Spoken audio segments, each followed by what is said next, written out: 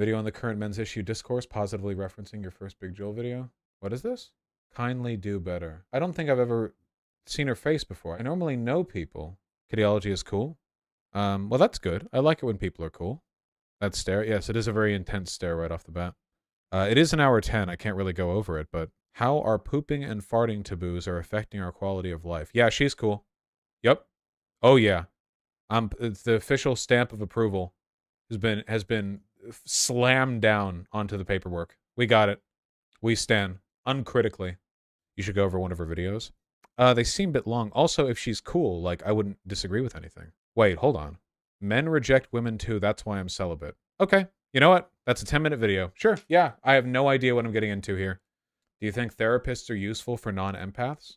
Therapy can be very useful for some problems and very useless for others. Some problems can only really be solved by changing your behavior. Some problems can only really be solved with medicine, and some problems can only really be solved by working them out with a therapist. And one of the most difficult things mentally ill people can do is learn which their problems goes into which of the three groups. Usually it's a combination of at least two of the three. Drew Barrymore says, oh, high quality microphone. I take it this is a blind viewing of the video you're about to watch? No, I actually pre-watched every video on YouTube to get ready. She's not had an intimate relationship since 2016. Girl, same. And I guess I'd like to reflect on the other side of this conversation. A conversation which is about... What the f, dude? I've got 3 times her subs. Her lighting and camera and microphone blow me the f out in quality. Holy shit. This is such a good setup. This quality setup is something that I would expect from a makeup channel. Or any other channel that's like about the appearance of the person on video. God damn. Yeah. At least on the one hand, self-love, putting yourself first, being an independent woman, concentrating on finding yourself, on rebuilding yourself after a breakup. In the case of Drew Barrymore, she broke up with her husband of 4 years and has now just been on this process of processing everything and just... How is that little pen such a great mic? Oh, do you guys want to hear the secret? It's not actually that great of a mic. You can tell from the way it handles the S's.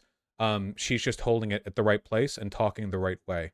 This is what you're hearing in terms of vocal quality here is her making the most of what she has and having a very good voice for speaking. Like with this, like she's with the setup she has, you know, she's skilling her way through it. Figuring life out without her significant other, her ex-significant other, and being a mother to her 2 children. And there's people rooting for her and saying, good for her, you go queen, you be an independent woman and don't settle, be as picky as a woman ought to be. And I'm with them, you go woman. And then on the other hand, there's red pillars who I'm sure have their opinions on things. We don't need to get into that right now. But I think the other side... Wait, no, get into it. I don't know anything about Drew Barrymore, but I do know about the red pill. Give me... Where are we? Of this conversation is one that is a bit neglected, and it's one that I really resonate with. And it's that side of the conversation which I really would like to talk about. So this is going to be a sort of parasocial therapy session for us. So I hope you enjoy. You guys love those. I was listening to the song by Christine and the Queens, and it's a song called Goya Soda. And there's one line in the song I was listening to yesterday whilst I was walking down the street, and I heard it. And it was the first time that I'd actually really tried to listen to the lyrics, because usually I'm just all in it for the beats. And this line, I heard it, and I immediately burst into tears. The line wasn't exactly moving or anything. It was just the following. He's always on my side, but never on me. And I think this made me reflect very much on my celibacy. I've been celibate for so many years, I cannot even count at this point. And when I reflect on why I haven't been in an intimate relationship, why I have been celibate for so many years, I have to say that it isn't because I am picky. Of course, I have my preferences, but they're nothing terribly out there or extreme. Every individual, and at least since I have been celibate, it has been men. Every man that I have shown interest in has not reciprocated my feelings. But these men are always on my side, but they are never on me. They are kind, they are my friends, they are exceptional individuals, but they never want that. They never want that relationship with me. You know, I do feel that that one maybe failure of my rhetoric here is that from the way I've talked about men's issues, I have kind of played over the fact that chicks can have the same. Like, there was someone who did a comment under my video and it was like, hey, just to let you know, like, I'm a girl and I also had nobody approaching me and no way to talk to guys or whatever. Like, I don't know, like, it's not just a guy thing. And that's totally true. I do think that it's disproportionately something that that the guys tend to experience, but that's, we're talking a numbers game on billions of humans, not exactly a total 100% thing either way. And that's fine. I'm not here to be all woe is me or here to say I can't believe that these guys are not interested in me, whatever, each to their own. And you know what, good for them, and I have to just wish them nothing but the greatest success in whatever relationships they end up having, because those women are incredibly fortunate. I think based on what we see online and especially what we just hear on the media, and I think with the popularization of evolutionary psychology, which really makes this image, this very that right there, that's the hypergamy thing of evolutionary. This right here. Richard Cooper on hypergamy and accepting female nature. Hold on. Just want to prove my point. 1 million views. Right here. Recently divorced and all this material is spot on and explains the last 15 years of my life. Never again without question. I was absolutely disposable. You young guys need to listen to this because it will save you in the long run. The social media era makes a relationship damn near impossible.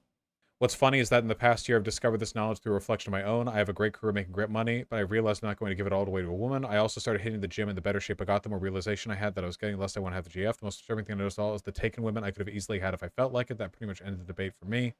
A rich man can meet a broke woman and shave life, but a rich woman won't even look a broke man's way. Women don't build, they move in. The only gender studies class I'd take. After watching my family and friends get divorced, I would never get married. Dying alone sounds like a goal rather than a cold reality. Problem with marrying women. Da-da-da-da-da-da. This is literally all guys having a midlife crisis, or like young dudes going, damn, having a permanent midlife crisis sounds great. That's literally the whole thing.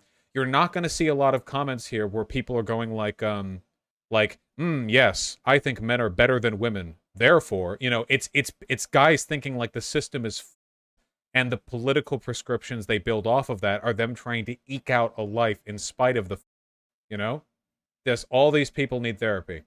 Hey, Chaos Dogma. No, I don't have a schedule. You guys know what I'm talking about here, right? Like, this is what I'm talking about. Final lesson is accepting female nature, good guy. The men. Just fact of life, Even like a 1 out of 10 is going to hammer for the, for the stage up. That's what hypergamy is. I'm not going to go over that too much. My lawyer, when I was going through my divorce, God bless. Sorry, just, psychology, which really makes this image, this very attractive image that women... Again, I just want to say, just to be clear, I don't think it's shameful or cucked or whatever to be a guy and have a divorce. It's just so on brand. It's just so plays into the stereotype of like, yeah, let me tell you about the red pill ideology. Now, before I was divorced, like that kind of thing.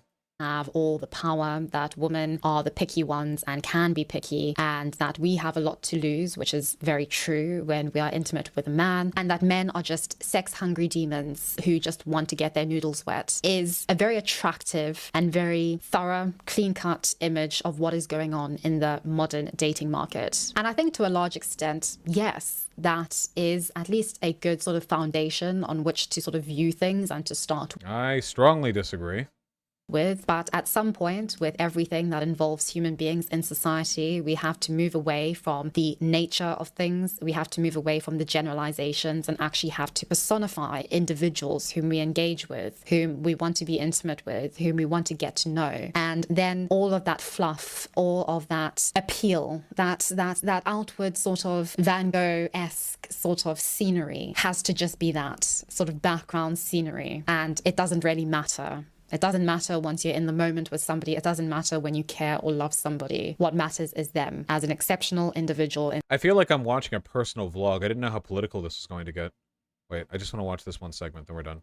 Desirable. I think I have an issue in that I have been, I would say, in love, sort of inclined to be very invested in one individual since I was 17. And of course, in that time, I have dated, I have had relationships with other people, all of those shenanigans. But when it comes to somebody who I actually look at and think, if I were to get married, you would be the one. There is one individual in mind. And I think I also realize that the likelihood likelihood of this individual reciprocating my feelings just based on knowing them, just based on sort of our lives and where we've headed off and gone off and all of that. It would never come to that point. And that is a... Sorry, I thought this video would be more prescriptive or more political, but it's mostly about, like, her specifically. Which, I guess, technically is sold in the video title, but it's also not something I can really talk about that much. Is this person bent over an X? A lot of people are. Alright, moving on.